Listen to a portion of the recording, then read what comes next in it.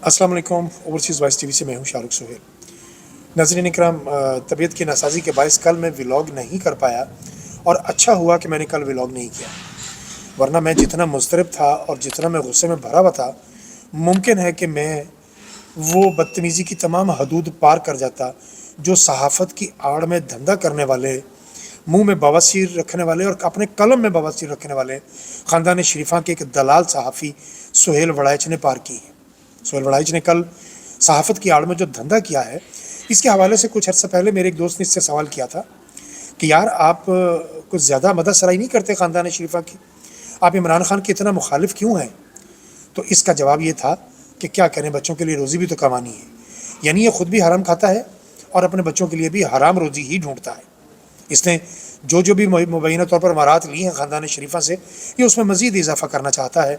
और उम्र के इस हिस्से में जबकि इसकी लातें कब्र में हैं, कल के कॉलम में इसने जो कुछ लिखा है वो बायस शर्म है उस हर शख्स के लिए जिसके अंदर ज़रा भी शर्म हया होगी।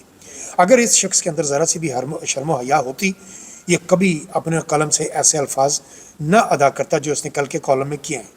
जिस तरह इसने ज़ाती नौयत के हमला किए हैं बुशरा बीबी पर और इमरान खान साहब पर, पाकिस्तान की 90-92% आबादी का जो इस वक्त हीरो है, जो लीडर है, उसके लिए इस किस्म की मुग़ल्लज़ात बकने का मतलब ये है कि आप जानबूझकर चाहते हैं कि आपको गाली दी जाए।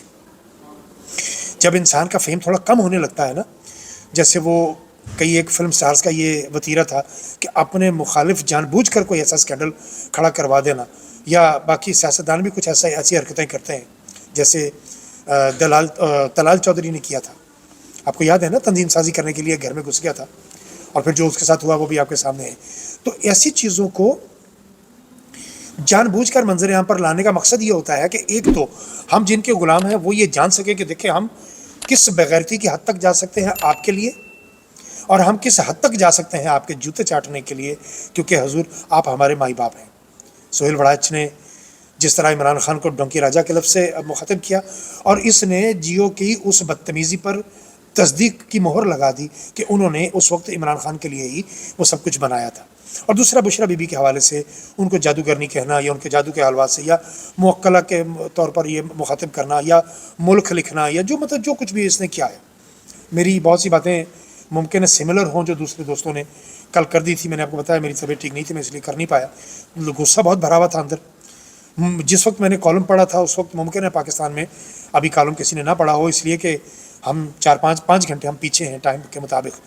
तो जब अखबार आता है तो पता लग जाता है कि किस, हालांकि मैं बहुत कम अखबार देखता हूँ, लेकिन जो दोस्त बाकायदगी से अखबार देखते हैं वो फ़ौरन इंडिकेट कर देते हैं। मुझे फौरी मैसेज आ गया था एक दोस्त की जानिब से कि सुहेल वड़ाइच ने बहुत बदतमीज़ी की है। सुहेल वड़ाइच में और नवाज शरीफ में एक चीज़ मुश्तरक है, आप नोट कीजिएगा, कभी देखिएगा।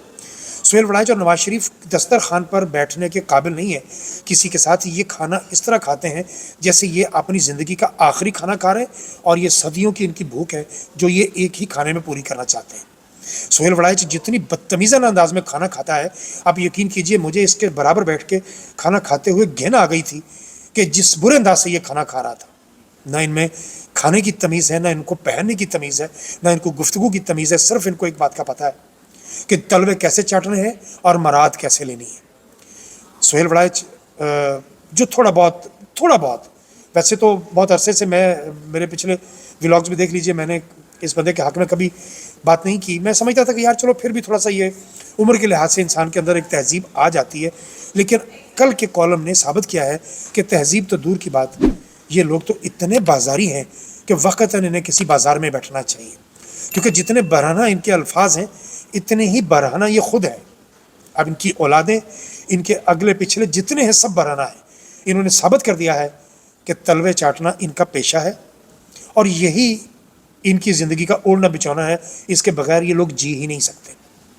तो सुहेल वड़ाइच मेरी तरफ से आप पर, आपकी सहाफ़त पर और आपकी आने वाली नस्लों पर 4 हरफ है।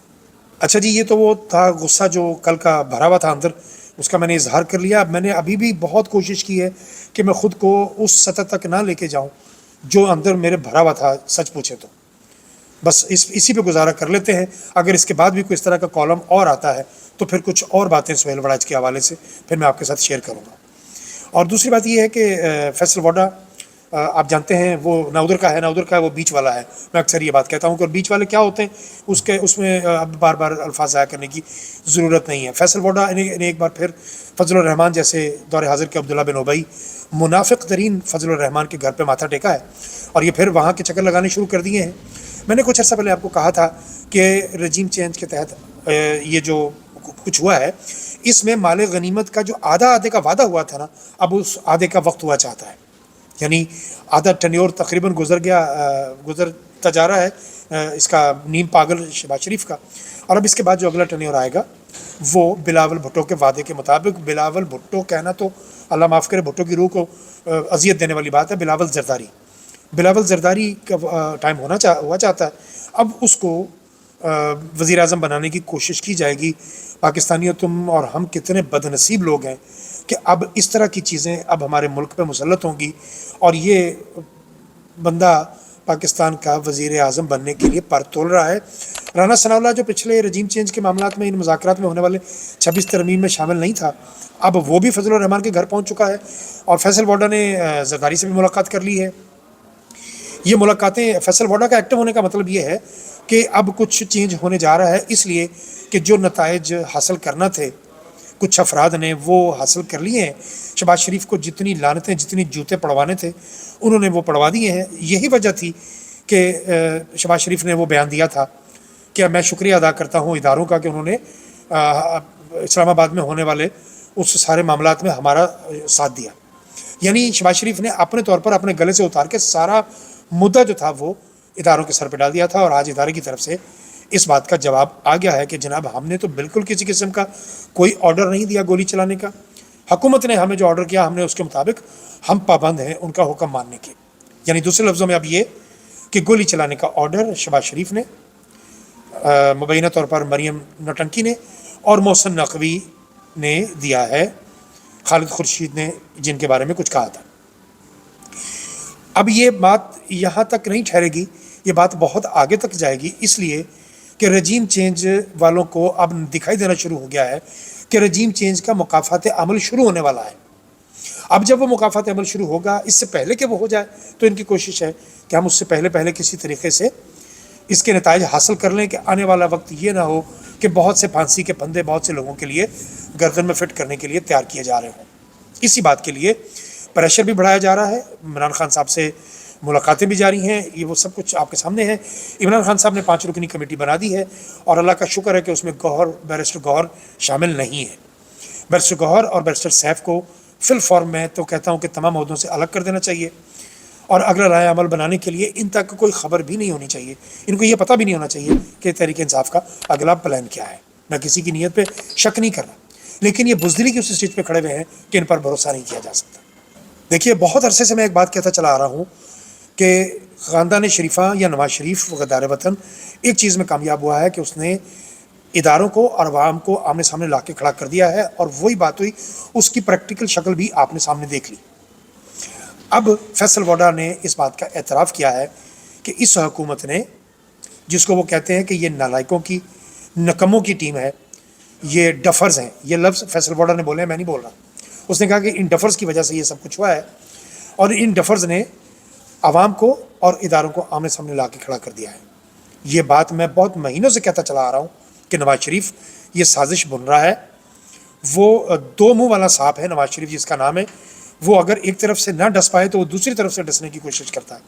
اور وہی بات ہوئی کہ بیہائنڈ دا کرٹن وہ اداروں کے ساتھ کچھ اور میٹنگز کر رہا تھا لیکن دوسری جانب وہ اداروں کے خلاف بھی کام کر رہا تھا. اور اسی لیے میں کہتا ہوں کہ یہ بندہ غدار وطن ہے. اس نے ہمیشہ پاکستان کے اداروں کو نقصان پہنچایا لیکن مجھے حیرت اس بات کی ہے کہ ادارے اس کو ہر بار قبول کیسے کر لیتے ہیں. اس کے پیچھے وہ کون سی ایسی چیزیں ہیں کون سے ایسے کام کار فرما ہیں جو ان کی قبولیت ہو جاتی ہے. میں تو وہ سمجھ سے میری باہر ہوگی. وہ بات پیسوں کی بات ہے تو میرا نہیں خیال کہ کسی کو پیسوں کی کمی ہے اس ملک میں. ہاں حوث کا میں کچھ کہہ نہیں سکتا کہ اگر حوث زیادہ ہے تو پھر ممکن ہے کوئی سودے بازی ہو جاتی ہے. وہ خاندان شریفہ کا ایک اور دلال صحافی ہے. پہلے صحافی تھا اب وہ ترجمان بنا ہوا ہے کوثر کاظمی جس کا نام ہے. اللہ اکبر. یہ لوگ بھی اپنے آپ کو سید کہتے ہیں. خیر سے کوثر کاظمی نے کہا تھا ایک پوسٹ لگائی تھی کہ کنٹینر سے گرنے والا ایک شخص جو ہے وہ خود منظر عام پر آ گیا اور پی ٹی آئی کا بیانیہ جی بڑھ گیا. کوثر کاظمی صاحب اب یہ سب کچھ آپ वापस बढ़ गया है, अब आप क्या कहते हैं? वो बंदा तो सामने आ गया, वो चादर लेके, वो आपने उड़ा के चादर एक बंदे को खड़ा करके जिसकी वीडियो बनाई थी कि जी मैं कंटेनर से गिरा था और मैं सही सलामत हूँ, मुझे कुछ नहीं हुआ, तो अब आप क्या फरमाते हैं? कोई इस बारे में कोई बकवास कीजिएगा, हम सुनने के लिए मुंतज़र हैं। हाल ही में होने वाली कॉन्फ्रेंस में शहबाज शरीफ ने फ्रांस के सदर से बड़ी जफ्फियाँ डाल के मुलाकातें की हैं, तो तहरीक लब्बैक के किसी गैरतमंद का अभी तक कोई बयान सामने नहीं आया, बल्कि उल्टा ये हुआ है कि अटक से 2 टिकट होल्डर तहरीक लब्बैक के वो पीपल्स पार्टी में शामिल हो गए हैं। यानी अब आपको समझ आ जानी चाहिए कि हवा किस जानिब की शुरू हो रही है, और ये मुलाकातें फजलुर रहमान के साथ तेज़ी से क्यों हो रही हैं, क्योंकि जाली 8 सीटें फजलुर रहमान के पास भी हैं। आप जानते हैं कि उसको भी सीटें दी गई थी। 26वीं तरमीम के लिए जितनी नाक रगड़वाए थे अपने दर दौलत पर फजलुर रहमान ने सब के, उसके पीछे जो चीज़ें कार फरमा थी वो अब आपके सामने आ गई हैं। अब कौन सा सौदा होने जा रहा है और अब डील क्या होगी, फजलुर रहमान अब कौन सी मुनाफकत करेगा, वो उसके मनाजर भी कुछ दिन के बाद आपके सामने आ जाएंगे। अभी तक के लिए इतना ही, बाकी बातें अगले व्लॉग।